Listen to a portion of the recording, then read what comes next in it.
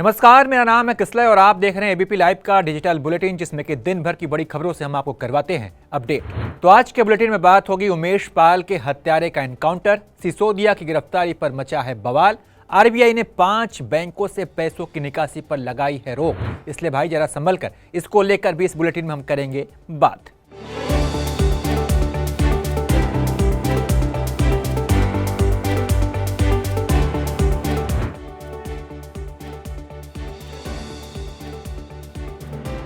चलिए बुलेटिन की शुरुआत करते हैं। प्रयागराज में उमेश पाल और उनके गनर की दिन दहाड़े हत्या के मामले में यूपी पुलिस लगातार सवालों में थी, लेकिन अब पुलिस ने उमेश पाल हत्याकांड के एक आरोपी का एनकाउंटर कर दिया है। अरबाज नाम के बदमाश को पुलिस ने ढेर किया है। बताया जा रहा है कि प्रयागराज पुलिस ने यह एनकाउंटर नेहरू पार्क के जंगल में किया है। अरबाज तक जैसे ही पुलिस पहुंची, उसने पुलिस के जवानों पर फायरिंग शुरू कर दी, जिसके बाद से पुलिस की फायरिंग में अरबाज को मार गिराया गया। बाकी आरोपियों की तलाश अभी तेज कर दी गई है। उमेश पाल पर हमला करने वालों में अरबाज का चेहरा भी सीसीटीवी फुटेज में सामने आया था। पुलिस को पता चला था कि अरबाज नाम का शातिर अपराधी कार चला रहा था, उसने हमला भी किया था। इस बीच क्राइम ब्रांच को पता चला कि अरबाज निवास क्षेत्र के जंगलों में छिपा हुआ है, जिसके बाद से क्राइम ब्रांच की पुलिस नेहरू पार्क पहुंची, जहां पर उसके साथ मुठभेड़ हो गई। आरोपी ने भी पुलिस के ऊपर गोली चलाई, जिसमें एक सिपाही भी जख्मी हो गया है।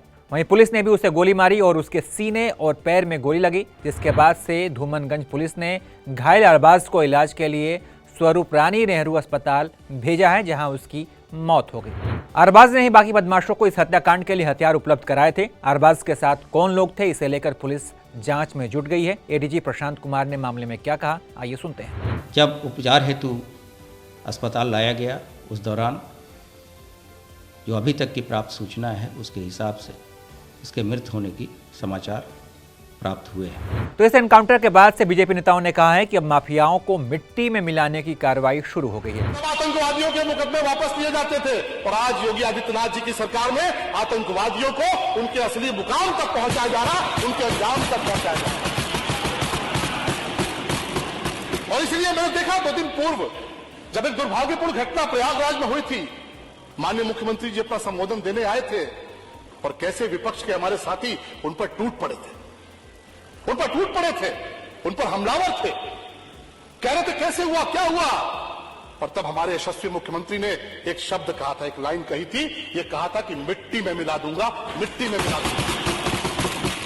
और मीडिया के सोर्सेस से जो खबरें आ रही हैं, मैं पूरे सदन को यह बताना चाहूंगा कि उमेश पाल की हत्या में एक जो अपराधी शामिल था उसको मिट्टी में मिला दिया गया है, पुलिस ने उसको एनकाउंटर में मार गिराया। ये योगी आदित्यनाथ जी की सरकार है।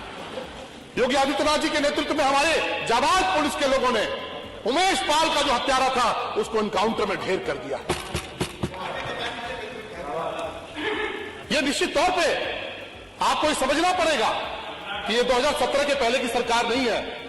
और हम सब जो मुख्यमंत्री जी की कार्यशैली को देखते हैं, मैं आपसे कहना चाहूंगा कि एक तो मारा गया है, जो बाकी में बचे हैं वो भी बहुत जल्द मिट्टी में मिलाए जाएंगे। आप इस बात को नोट करके रखिएगा। हम सब ने देखा है कि आज उत्तर प्रदेश कैसे विकास की तरफ आगे बढ़ रहा है। आज उत्तर प्रदेश में तरक्की नजर आती है। उमेश पाल की हत्या में जिस क्रेटा कार का इस्तेमाल किया गया था, उसे अरबाज ही चला रहा था। मारे गए बदमाश अरबाज को पूर्व सांसद अतीक अहमद का करीबी बताया जा रहा है। अरबाज अतीक अहमद की गाड़ी भी चलाता था। धूमनगंज इलाके में स्थित नेहरू पार्क के जंगल में अरबाज को ढेर कर दिया गया है। हाल ही में सीएम योगी ने विधानसभा में कहा था कि माफियाओं को मिट्टी में मिला दूंगा। तो क्या मिट्टी में मिलाने की कार्रवाई अब शुरू हो गई है? भाजपा के नेता ऐसा ही कह रहे हैं, बाकी सपा के नेता अभी भी सीएम योगी पर निशाना साध रहे हैं। इसके बारे में आप क्या सोचते हैं, आप हमें बताइएगा। आगे बढ़ते हैं। दिल्ली के डिप्टी सीएम मनीष सिसोदिया को दिल्ली की राउज एवेन्यू कोर्ट में पेश किया गया। सीबीआई ने पेश किया। सिसोदिया को रविवार की दिल्ली शराब नीति के कथित घोटाले मामले में सीबीआई ने गिरफ्तार किया था। मामले में सीबीआई ने सिसोदिया को 5 दिन की रिमांड देने की मांग की थी, जिसे कोर्ट ने मान लिया है और 5 दिन की सीबीआई रिमांड पर भेज दिया है। आपके नेता सोमनाथ भारती ने इस फैसले को दुर्भाग्यपूर्ण बताया है। देखिए, जो कुछ भी हो रहा है ये यही दर्शाता है कि भाजपा बहुत हताशा और निराशा में है। इस प्रकार की हरकतें कोई चुनी हुई सरकार तभी करती है जब उसको लगता है कि हमारे पास कोई चारा नहीं रह गया। अब केजरीवाल जी के गुड गवर्नेंस मॉडल को कैसे आप काउंटर करोगे?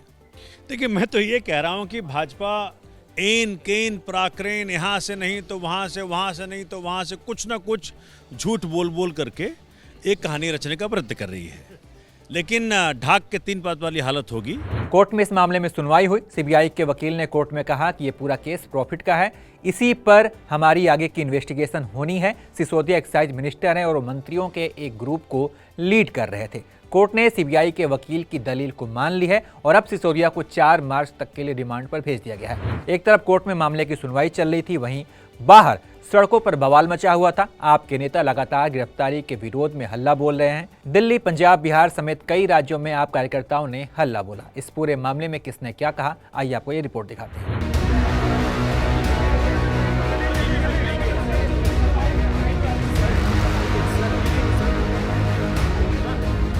आप मुझे 2 घंटे के लिए सीबीआई ईडी दे दीजिए, मैं अमित शाह को भी, नरेंद्र मोदी को भी और अडानी को भी, तीनों को गिरफ्तार करके जेल में डाल दूंगा। आपने ऐसी शराब नीति बनाई कि सारी दिल्ली को शराब नगरी बना दिया। अगर आप भ्रष्टाचार करेंगे तो नतीजा तो उसका उसी प्रकार का होगा जो भ्रष्टाचारी के साथ होता है।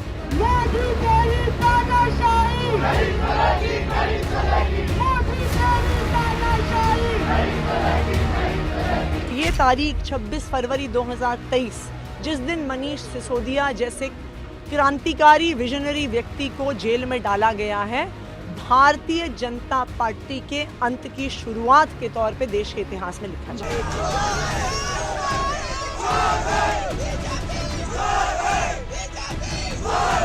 पहली घटना देश में नहीं है।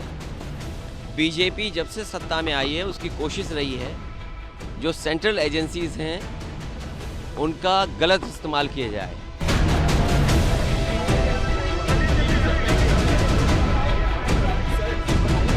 जब पकड़े गए हैं तो बार बार कहते हैं शिक्षा मंत्री को पकड़ लिया, शिक्षा मंत्री को पकड़ लिया। ये शराब मंत्री का मामला है, शिक्षा मंत्री का मामला नहीं है।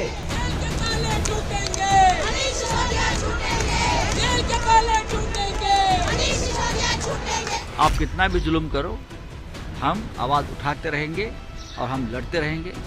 हमारी संवेदना, हमारी पार्टी मनीष सिसोदिया के साथ खड़ी रहेगी। निष्पक्षता के साथ यदि जांच आगे बढ़ी तो मैं दावे के साथ कहता हूं कि दिल्ली के मुख्यमंत्री भी सलाखों के पीछे होंगे।